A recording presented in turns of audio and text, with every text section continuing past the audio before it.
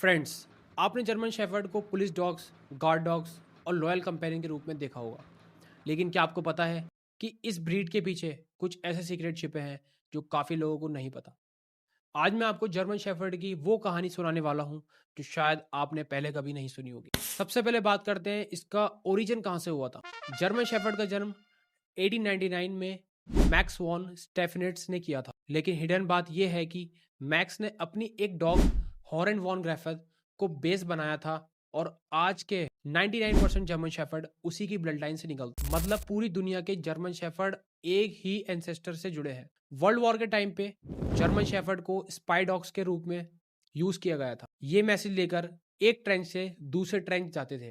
90% time enemy ने पकड़ नहीं पाता था क्योंकि इनका अलर्टनेस लेवल इंसान से भी ज्यादा था।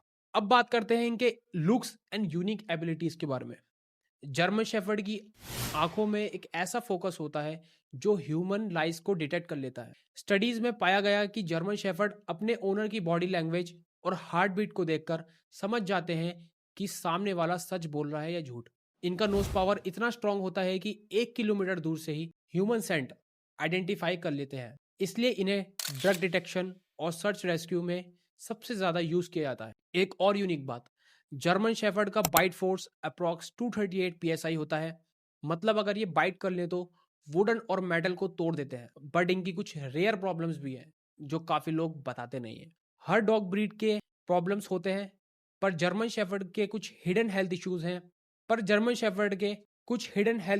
ऐसे हैं जो कम लोगों को पता है। डिजेनरेटिव माइटोप्लेटी, ये एक रेयर स्पाइनल कॉर्ड डिजीज है जो मोस्टली 8+ ईयर्स के जर्मन शेफर्ड डॉग में होती है। इसमें डॉग के पैर धीरे धीरे कमजोर हो जाते हैं।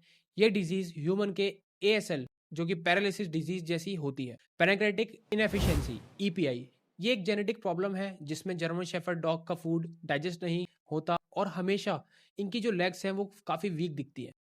आप चाहे इन्हें कितना भी फूड खिलाओ, इनकी लेग्स हमेशा वीक ही नजर आती है। अगला है ओवर अटैचमेंट सिंड्रोम। ये सिर्फ जर्मन शेफर्ड में ज्यादा होता है। अगर आप एक दिन भी इन्हें इग्नोर कर दो तो ये डॉग डिप्रेशन में चले जाते हैं और डिस्ट्रक्टिव हैबिट डेवलप कर लेते हैं। अगली प्रॉब्लम है जेनेटिक ईयर प्रॉब्लम्स। बहुत से जर्मन शेफर्ड डॉग के एक ईयर नेचुरल खड़ा नहीं होता। ये एक जेनेटिक इम्परफेक्शन है जो ट्रेनिंग और टैपिंग से सुधर पाता है। तो अब बात करते हैं इनके सॉल्यूशन के बारे में कि क्या ऐसे सॉल्यूशन है जो इनकी हेल्थ को ओवरकम कर सकते हैं। सबसे पहला है DNA testing for puppies. Abroad में जर्मन शेफर्ड पपीज के लिए जेनेटिक टेस्ट करते हैं ताकि फ्यूचर डिप्रेशन का रिस्क पता चल जाए।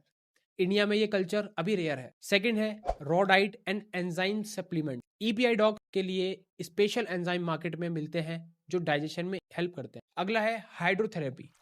हिप डायफ्लेशिया और जॉइंट प्रॉब्लम्स में जर्मन शेफर्ड को स्विमिंग थेरेपी सबसे ज्यादा हेल्प करती है। और अगली है मेंटल ट्रेनिंग। जर्मन शेफर्ड के लिए फिजिकल वॉक काफी नहीं है, उन्हें मेंटल गेम भी चाहिए। पजल टॉयज, हिडन ट्रीट्स या फिर कमांड प्रैक्टिसेस उनका ब्रेन शार्प रखते हैं। अगली है इमोशनल बॉन्डिंग। ये ब्रीड इंसान के बिना जी नहीं सकते। अगर आप बिजी इंसान हो तो जर्मन शेफर्ड आपकी चॉइस नहीं है। इससे टाइम और इमोशन दोनों चाहिए। अब बात करते हैं सबसे बड़े मुद्दे के बारे में जो कि है प्राइस और क्या सच्चाई है और क्या इसका कंक्लूजन निकल के आता है। इंडिया में जर्मन शेफर्ड का प्राइस 15,000 से 40,000 तक होता है, लेकिन असली इन्वेस्टमेंट उनकी ट्रेनिंग और हेल्थ केयर में है। रेयर फैक्ट ये है कि दुनिया के सबसे सक्सेसफुल सर्विसेज डॉग्स में 60% जर्मन शेफर्ड ही होते हैं। ये ब्रीड सिर्फ एक पेट नहीं है, एक सोल्जर है जो अपनी फैमिली के लिए अपना सब कुछ देने के लिए रेडी होता है। तो दोस्तों, ये थी एक जर्मन शेफर्ड की कहानी। कमेंट में लिखकर बताओ कि कैसी लगी आपको ये कहानी और आपको कौन सी नेक्स्ट ब्रीड पर वीडियो चाहिए, आप लिखकर बताएं। मिलता हूं आपको नेक्स्ट वीडियो में, तब तक के लिए goodbye, all the best.